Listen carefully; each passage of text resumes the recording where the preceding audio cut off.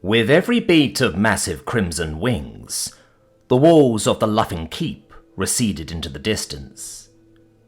Crates and bags hung from a web of rope secured to the red dragon's leather harness, but if the extra weight bothered him, then it wasn't apparent. The 14 silvery white dragonettes crawling around his back certainly weren't a burden. They moved with a purpose, checking lines and adjusting cargo. All except for one. A single smaller dragonette sat to the rear, staring back the way they had come. It was far from the first time he had seen his keep from above. Dragonettes were as much at home in the sky as they were on the ground, after all. Nor was even the first time he had seen it from Dragonback, although he could count those times on one taloned hand. Still, this time was different. His green slitted eyes went unfocused, turning the keep into little more than a light orange blob atop a scrub-covered hill. Below, well-tended fields gave way to savanna, dotted by patches of trees and the occasional herd of indistinct animals grazing on the tough grass. It wasn't a majestic view by any stretch of the imagination. There weren't any towering mountains or groves of enormous heaven oaks. Those were for other islands further north. "I guess I'll be seeing those soon," he mused. "But they won't be home." Voices picked up from the rest of the crew, but he ignored them. And when something blue and white streaked over them, he never saw it. That streak dove and twisted, changing direction and trading altitude for speed in one smooth maneuver. That put the dragonette flying just above and behind the much larger dragon. A few fast, powerful wing beats, and she was directly above the oblivious passenger. "Hey!" she shouted above the whistling airstream. "Hey, Tintin! Move over!" The small dragonette in the rear jerked and looked up to the flyer, then twisted towards the dragon's crew. One, a female with golden hoops through her ears, jerked her snout up in approval. Permission obtained, he shifted over and motioned for the newcomer to land. Her taloned feet dug into the leather harness that crisscrossed the dragon's back, as she alighted with barely a wobble. Then she gave a grin that showed a mouthful of pointy teeth. "You thought you were going to escape without saying goodbye, didn't you, Tintin?" She had to speak loudly to be heard over the sound of the wind and the dragon's wing beats, but privacy was the least of her concerns. Quite the opposite, really, and her companion ground his pointed teeth together in embarrassment. "I told you to stop calling me that. Is 18 so hard for you to remember?" "Sure, Tintin." He hissed in annoyance. "Fine. Next time I'm back at the keep, I'll make sure all the other huntresses know they can call you Lin Lin. How about that, Lin Lin? It is your name, right?" Her eye ridges narrowed. "You wouldn't." "I hear greenhorns get teased even worse than trainees. Oh, maybe I can tell them the story about the time you—" "Fine! You're 18. Happy?" "Sure, Erdelin." At a raised fist, he held up both hands in surrender. Okay. Lin. Good." She gave a firm nod, then grabbed 18 in a crushing embrace. "I'm going to miss you, bro," she said, as she rubbed her snout against his. "Me too, sis," he gasped out in between breaths. Even nearly 3 years older, 18 was half a head shorter and quite a bit lighter than his sister. Her rib-bruising hug only served to demonstrate that the weight difference was all muscle. But he took the punishment without complaint, and when it finally ended, he showed half his teeth in a crooked smile. "I'm sorry we couldn't wait for you. Reed," he jerked his snout towards the female in charge, "said we had to leave as soon as Phelan was loaded. And you were out on patrol and no one knew when you would be back, so—" He trailed off and raised one wing in a shrug. Instead of answering, Lin flicked his left horn, right where it twisted sideways at the end. "Hey! Stop that!" He waved ineffectually. She ignored the protests and just reached around with her other hand while he was distracted and flicked him again. "What's that for?"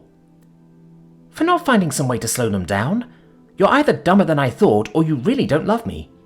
Either way, I should just take your present and sell it to the next trader that comes through the keep." "What? Oh, you little brat." "Not so little anymore," she said, her toothy grin on display once again. "Still a brat." She didn't say anything in reply, only stared at him. "Look, you know how Mum and Dad paid a lot to hire Phelan and Reed and the crew?" "Not enough, if you ask me," one of the dragonettes called out, just loudly enough to be heard. Aiton's scathing look was met with laughter until Reed's glare sent them back to work. "Anyway," Aiton continued a little more quietly, "they paid a lot so I could go help Uncle Cork in the capital. I didn't want to ruin it. I couldn't. Even for you." "Fine," Lynn hissed. She pulled a cloth-wrapped bundle out of a bag on her belt and offered it over. "For you." Aiton took the gift and carefully unwrapped it, then gasped in surprise at what he found. "Where did you get this?" "Made it, with a little help from Suni and a forge. But the rest was me, and it's all from the island. Every bit, except for the tin and the bronze." When her brother stayed silent, her ears drooped slightly, and she asked a bit hesitantly, "Do you like it?" "It's beautiful." He withdrew the bronze dagger from its sheath and held it up to catch the sun. The blade was a monolithic design, the leather-wrapped handle and razor-sharp edge all hammered from the same piece of native metal. An oval of polished turquoise shone the same soft blue as a dragonette's wings from its mounting on the base. The handle fit the young dragonette's hand, almost like it was made for him. Which, by all accounts, it was. Aiton carefully slipped the knife back into its horn-lined leather sheath, then secured it to his own belt. For all of its beauty, the blade was obviously functional, and it would be a crying shame not to use it. "I love it." "Thank you, Lynn." "Yeah, well, remember us when you use it. Don't forget where you came from." "Or where you ought to be getting back to," one of the crew said, pointing downwards. Far below, the island ended in a sheer cliff. Mist and cloud obscured almost everything underneath in swirling grey. Through it all, Aiton thought he could just barely glimpse the world-spanning ocean far above, which the islands floated. That brief look into hell was enough to send a shiver running from the ends of his wings to the tip of his tail. It wasn't the prospect of falling that woke a primal fear in him. With wings, heights would never hold any danger to him. But to see the wet hell, even from perfect safety, was enough to set his heart beating just a little faster. "You might be right," Lynn said, voice a little distant as she stared down as well. Then she rustled her wings and shook her head back and forth. "Take care, bro. Don't forget us when you're having fun, drinking cider and eating honey bread in the capital. And don't forget me when they make you a gilded huntress and put you in charge of the whole damn keep." This time, Aiton wrapped his sister up in a hug. "I love you, Lynn." "Love you too, Tin." She gave his snout a nuzzle, and then he reluctantly let her go. With a final wave and a sad smile, Lynn flared her wings and let the wind pull her off the dragon, and back in the direction of home. Aiton watched for several minutes, until her speck disappeared into the distance. A hand fell onto his shoulder. "Come on, kid, cheer up." Aiton looked up to see the same dragonette who had spoken before, an older crew member who he had yet to meet. "It will all still be there when you get back." "I guess. I've never been more than a few days' flight away from the keep before." He turned around and had to crane his neck to look the other dragonette in the eye.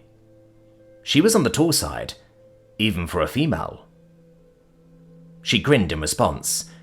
Very few ever get the chance to leave where they grew up. We're the lucky ones. Now come on, there's work to do. She turned and started forward.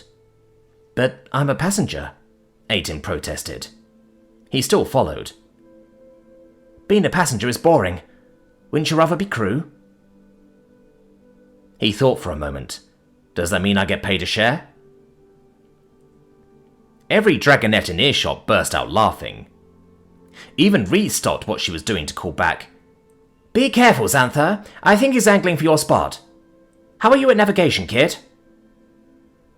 He might be audacious enough, but you know perfectly well I'm irreplaceable. The dragonette next to Aiden, apparently named Xantha, said with a sniff and snout pointed haughtily in the air. Hey, I'm good at plenty of things, Aiden protested. Then help out, and I'll buy you a nail at our next stop. Or you can stare out into the ocean until you go mad. It's your choice. He didn't have to think long. What do you want me to do? First of all, how are you with knots? Pretty good. Show me. She held out a rope. As Aiden took it, he noticed a wide patch of scales on her left forearm were lighter than her right. She caught his stare and grimaced. I'll burn. Before he could think better of it, Aiden blurted out, Does it hurt? Her demeanour shifted, the light-hearted camaraderie draining away. Aiden was beginning to shift uncomfortably when she finally replied, Only the memories. Sorry, he mumbled, looking down at the rope in his hands. Don't mention it, she said. Seriously, don't. Anyway, the older dragonette continued, forcing the darkness out of her voice. Knots. That trunk needs another line securing it. Let's see what you can do. The trunk in question was painted deep blue and heavy, no doubt full of supplies or trade goods for the week's-long journey. Thankfully, Aiden hadn't been lying about knowing his knot work. He resolved to show Xantha exactly what he could do. After making a quick double twist, he threaded the line through a handle, and then back along the path of the twist. A hard tug assured him that the knot was snug. Then, he repeated the process with the other end of the line, securing it to the netting that crisscrossed the dragon's back. You know the rewoven double twist knot. Fancy, Xantha said, nodding in approval. Before he could reply, she put one foot on the chest and pushed it over the side.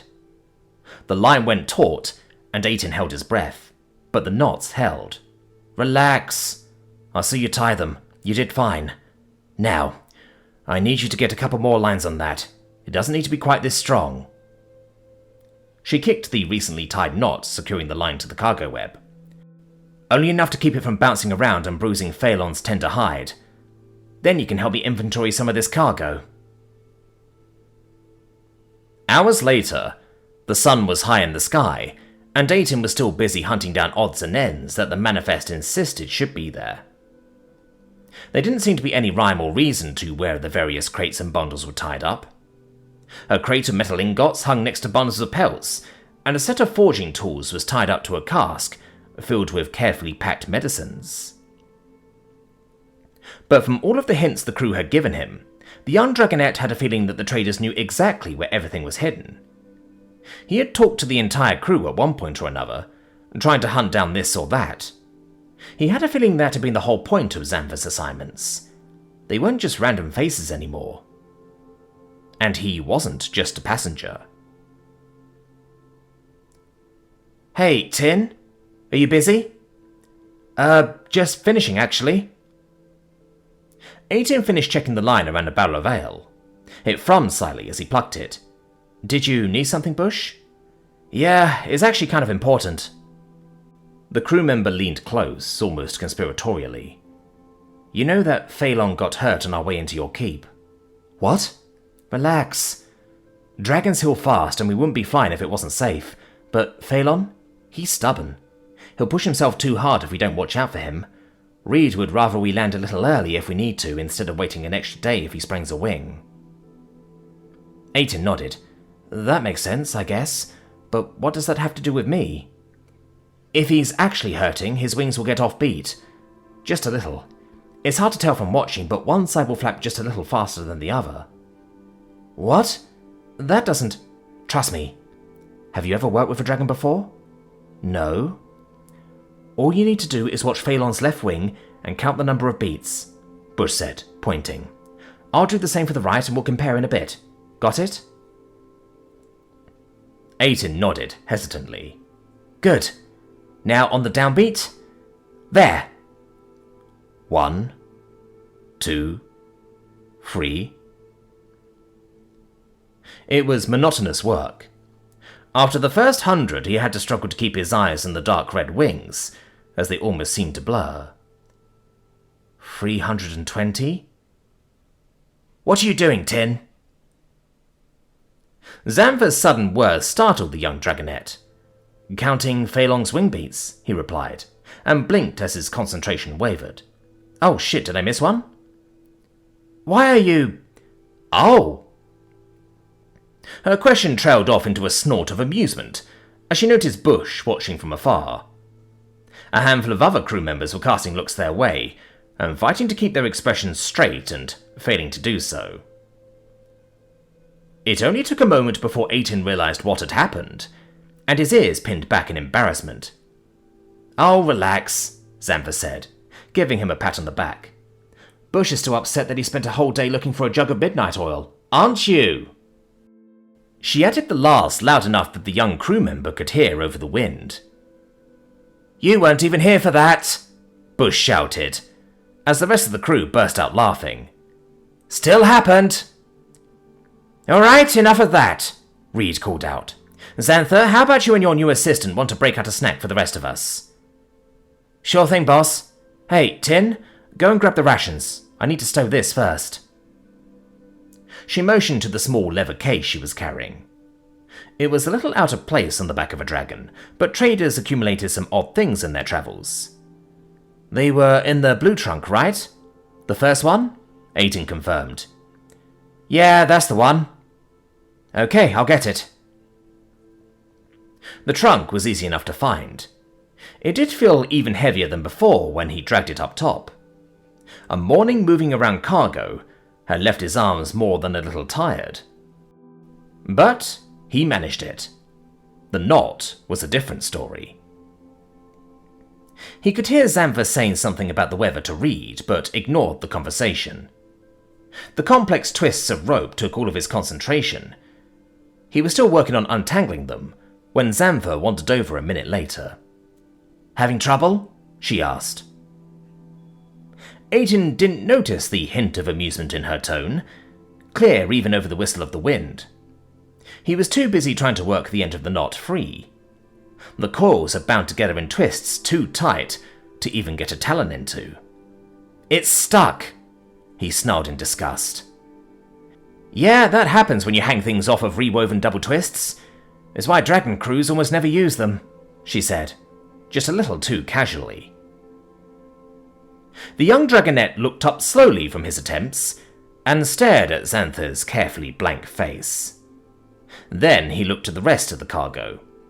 Sure enough, the knots securing them were in a completely different style. Why didn't you tell me?